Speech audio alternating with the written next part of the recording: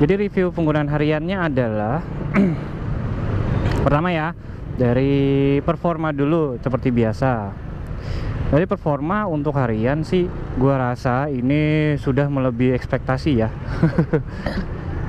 Terus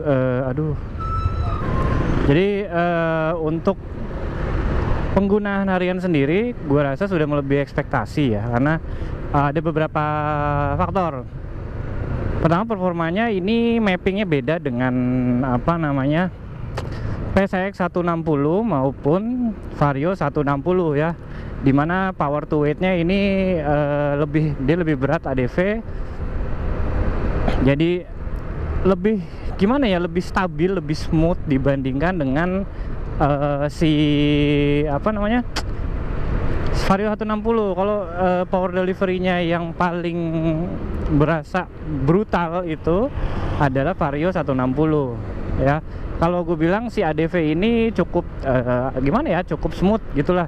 Jadi kalau digas dia nggak terlalu jengat gitu. Nah kayak gini dia gitu kan, gua gas dia nggak terlalu terlalu over gitu ya. Jadi mappingnya bagus di bawahnya, di atasnya juga dia linear, cukup berisi ya, itu gitu ya. Kalau untuk harian sih stop and go ini cocok sekali. Kenapa? Si bawahnya itu dia lebih berisi, gemuk di bawah, di tengahnya juga cukup berisi, cuma nggak berisi di bawahnya tenaganya. Itu cukup untuk si stop and go di perkotaan ya.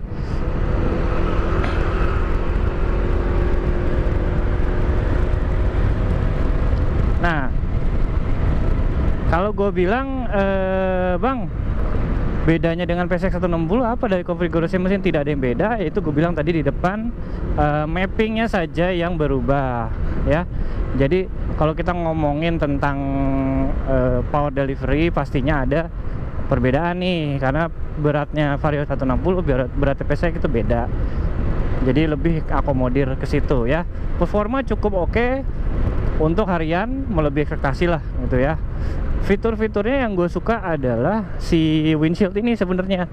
Jadi perbedaan dengan PCX 160 ya, meskipun sama-sama apa namanya satu mesin ya, tapi ini yang paling enak, windshieldnya bisa ke atas bawahin ya. Kenapa enak? Jadi kalau gue bilang kayak gini kan hempasan angin nih, kalau lagi jalan santai-santai aja di bawah 50-40 ya, bisa ininya di fasernya di kebawahin, itu nggak kena hempasan angin atau biasa aja. Tapi kalau kita misalnya gini nih, berjalan di perkotaan 50, 60, 70 km per jam, kalau gue rasa sih wajib dikeatasin itu.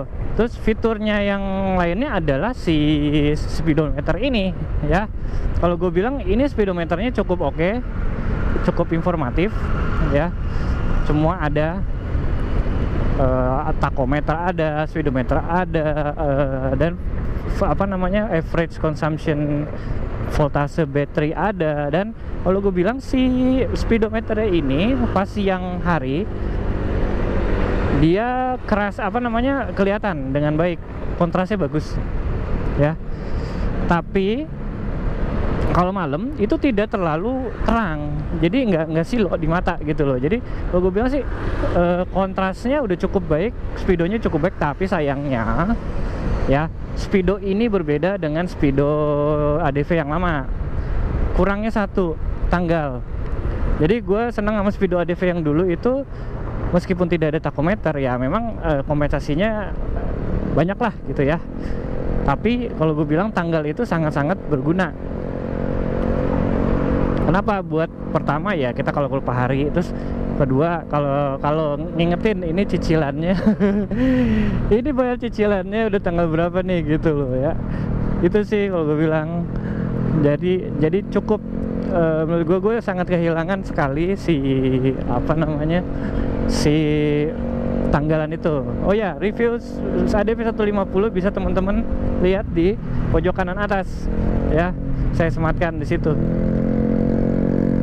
Lalu Yang kedua ada apa fiturnya sebenarnya ini di sini tombolnya, sayangnya tombolnya di tengah situ, nggak di pinggir sini kayak kakaknya yaitu Forza. Jadi kurangnya itu kita harus begini, harus konsen ke depan, konsen ke jalanan, konsen ke ini, ke itu sambil tangannya ngerogoh-rogoh. Itu menurut gue nggak praktis ya. Nah itu, kalau gue bilang sih ini aja lah, harusnya di sebelah kiri atau ya biasa sih ada di sebelah kiri ya iniannya ya, apa namanya, tombol-tombolnya. Nah itu kalau dari fitur yang lainnya adalah kalau gue bilang shock belakangnya itu bantingannya cukup oke kalau gue bilang, nggak seperti kemarin gue pakai CB150X itu yang aduh belakangnya nggak enak banget deh. Jadi itu karena terlalu keras, dia kayaknya mengakomodir nanti para adventurer itu nanti bawa box dan segala macam. Nah kalau ditambahin beban gitu itu malah enak kalau pakai beban ya. Kalau misalnya kita satu orang gini aja nih ya, yang nggak enak gitu loh, bantingannya tidak nggak karuan lah. Tapi kalau ADV ini cukup oke ya, walaupun nantinya akan ada box segala macam. Kalau misalnya mau jalan-jalan kemana itu cukup bisa diandalkan shock belakangnya. Shock depannya sendiri kalau gue bilang ini sangat-sangat empuk, enak di jalanan juga, tidak apa namanya, tidak waduh enak banget deh. Shock depannya itu lebih enak, jauh lebih enak daripada PCX 160, Vario 160 itu, dan kompetitor sih kalau gue bilang ini paling enak. Bahkan sama ADV 150 aja enakan ini kalau gue bilang ya. Lalu fitur-fitur yang lain itu kayak apa namanya, taper handlebar ini sudah ada di zaman dari ADV 150, jadi tidak usah kita bahas lagi ya. Lampu depan belakang juga masih sama. Untuk harian sih itu cukup oke ya. Nah lalu kita berangkat ke ininya, kaki-kaki ya. Tadi suspensi depan dan belakang udah sudah dibahas sama gue. Bannya itu nah inilah dual purpose, inilah adventure ininya apa namanya, sejatinya seperti itu. Di bawah hujan-hujanan enak. Kemarin 2 hari lalu gue sempet hujan-hujanan gede banget ya. Tapi ini nggak ada namanya apa namanya gripnya kurang segala macem. Padahal jalannya aspal, cukup basah banget malah. Terus ada tanah sedikit-sedikit, ini geber. Buat harian oke banget. Jadi teman-teman nggak perlu namanya ini ya, pusing lagi ya kalau nanyain ban ini licin nggak? Nggak ada licin-licinnya bro. Di aspal enak, di aspal nih enak. Di jalan semi aspal kayak gue kemarin ke Gunung Pancar, semi aspal, jadi ada tanah-tanahnya, gas, enak ya. Itulah makanya gue menyesali sekali kenapa Honda CB150X itu nggak pakai dual purpose ya. Padahal ini banget. Nah lalu lanjut ya. Kalau gue bilang kaki-kaki depan belakang tuh cukup oke.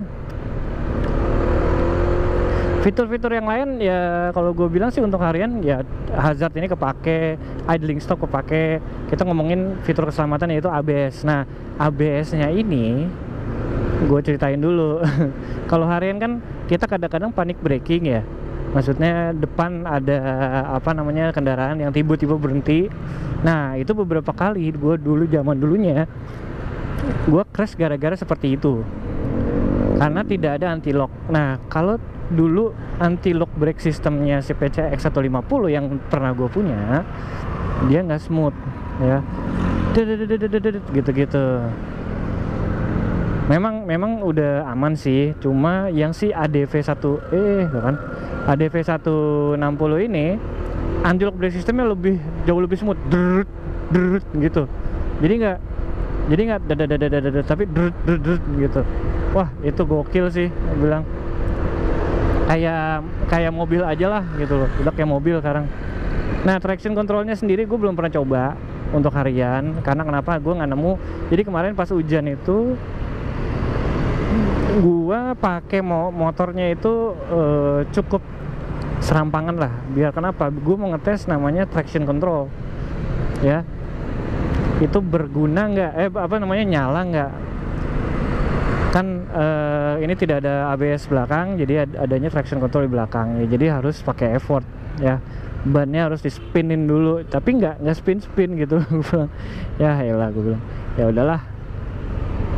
Jadi itu salah satu fitur yang gue nggak coba, bukan karena tidak bisa dicoba, tapi gue nggak nemu momennya yang pas ya.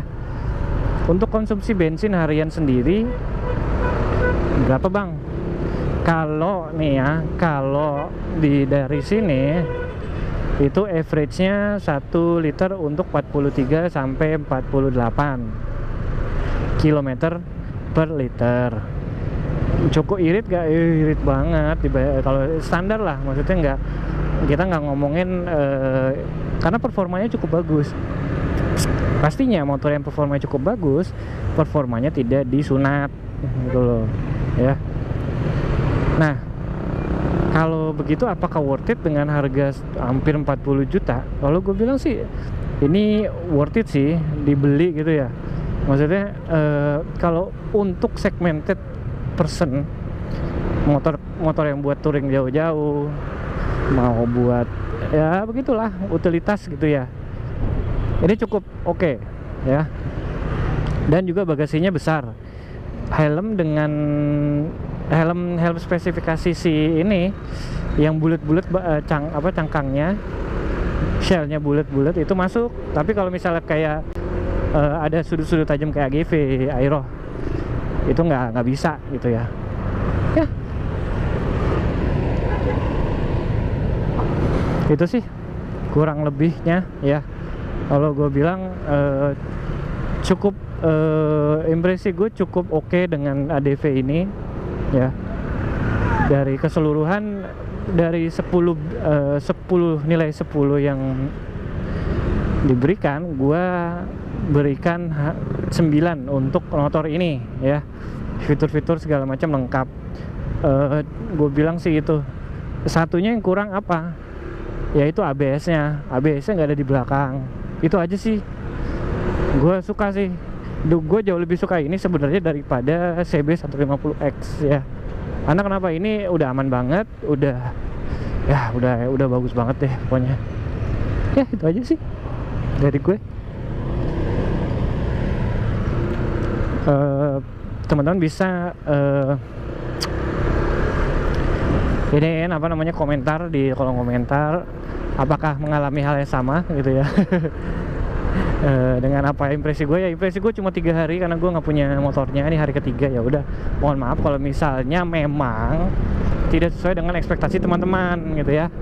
Jadi monggo di kolom komentar ya. Oke, itu aja sih dari gue. Thank you for watching. Ketemu lagi dengan review selanjutnya dari DMG Dims. Oke, DMG Dims sign out. Thank you.